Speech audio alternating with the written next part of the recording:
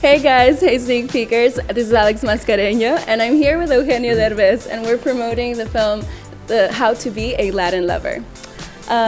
Let's start off with how you got involved, how you got to being the producer, what interested you about the script, and how you got to start starring in the role. Well, first of all, my last movie did great here in the U.S., Instruction Not Included, so that movie changed my life.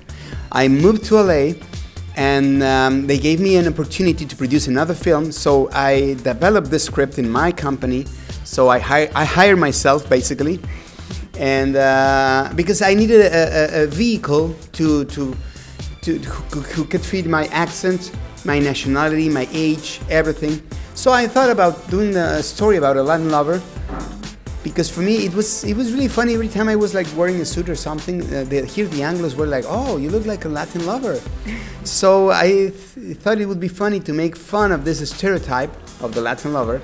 And so I hired two great writers and a great director, that's Ken Marino, to help me with developing this story. And we came out with an amazing, funny story. By the way, it's for the entire family. Don't be scared of the title, that it could be looked like it's going to be something dirty. No, it's family friendly. It's PG-13 actually, so you can bring kids. You can bring your abuelitas too, so bring everyone. That's awesome. And you did mention the stereotype, but Ben Odell, your business partner, said that you start with the stereotype of a Latin lover, but then you break it down into pieces. And I thought that was very true, because when I saw it, the warmth and the comedy of the film just transformed that stereotypical character into a human being. Can you tell me about the creative process of portraying Máximo? Well, it was hard because one of our concerns was that how can you make this guy that is like living from, not exploding exactly, but living from an old rich lady, how can you make him lovable? And I was doing a lot of research. There's a character in Mexico called Mauricio Garcés. This guy is a Latin lover from the 60s, and he was always so funny and lovable. So I tried to achieve that goal, to make this character really lovable, adorable, human, and that's the way Máximo is, I think. I think it's funny, it's lovable, he tries to go, he's always trying to go for the money. At the end, he discovers that family, the love of his family is more important than the love for the money. Family. Your 22-year-old, no, your son played your 22-year-old Máximo. Exactly. So. Yeah, well, that's interesting because there's a part in the movie where Máximo is 22. So it was like a big challenge, and we were saying, what should we do that? I mean, how? Digital effects, special effects, makeup. And I remember that my son is gorgeous. He looks like me, but he's really gorgeous. He's beautiful. So we hired him, and he's playing myself at 22. Oh, awesome.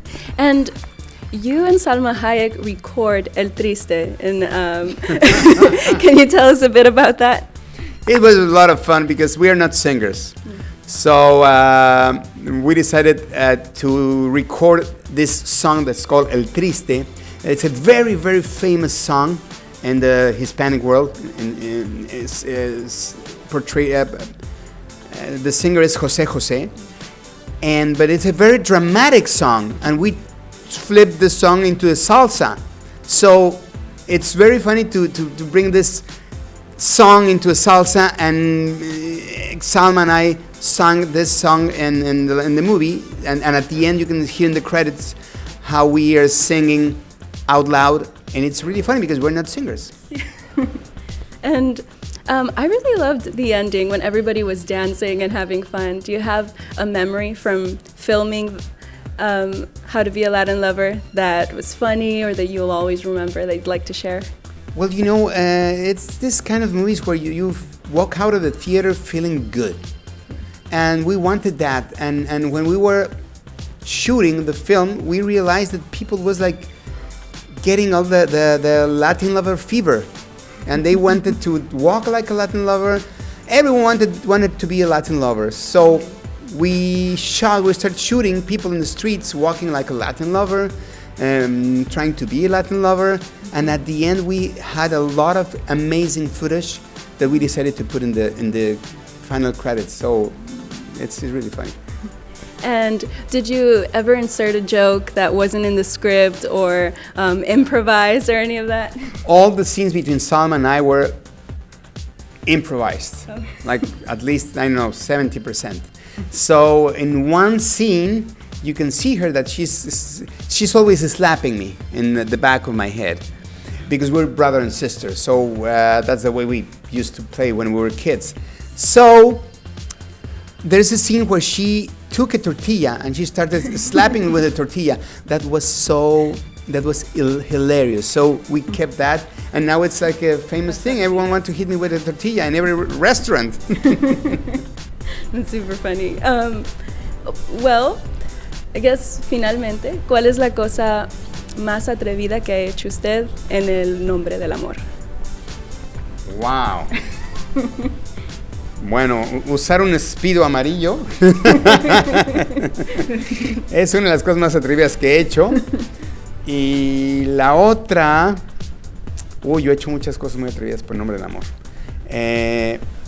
Pues te voy a platicar rápidamente cómo le pedí matrimonio a mi mujer. Okay. Ella siempre, yo me burlaba de ella porque siempre ella quería que nos casáramos y yo no me quería casar. Y yo le decía, es que tú fuiste, desde chiquita te metieron en la cabeza la idea de que las mujeres tenían siempre un príncipe azul y que iban a pasar en un caballo blanco por ellas y se iban a casar y iban a ser felices toda la vida, como en los cuentos. Digo, eso no existe, las princesas y los príncipes no existen. Y ella decía, pues sí, así me educaron, ni modo. Total, que yo no me quería casar. Entonces, finalmente, cuando decidí pedirle matrimonio y finalmente casarme, dije, claro, ella siempre ha soñado con su príncipe azul. Entonces la mandé llamar en un restaurante en la Ciudad de México, que es, pues, muy, ya sabes, llena de tráfico, de coches y demás. Y traje un caballo blanco, lo bajaron en las calles de la Ciudad de México, me disfracé de príncipe, traje todo un show, un circo y demás. Y entonces ella llegó a una supuesta comida de trabajo y de negocios en un restaurante que da al aire libre, a la calle, y entonces empezaron a llegar los del circo, le empezaron a decir que le iban a probar una zapatilla. Ella no sabía qué estaba sucediendo, como la Cenicienta. Uh-huh. Y luego, pues llegué yo en un caballo blanco. Dijeron, no, es que no entra la zapatilla, pero vamos a intentarlo con un príncipe que llegue en un caballo blanco. Y llegué yo vestido de príncipe en un caballo blanco, me bajé del caballo con el anillo y le pedí matrimonio. ¡Ay, qué hermoso! Bueno, muchas gracias por estar aquí con nosotros, y me encantó la película. Gracias. Qué bueno, no dejan de verla. Abril 28, How to be Latin Lover.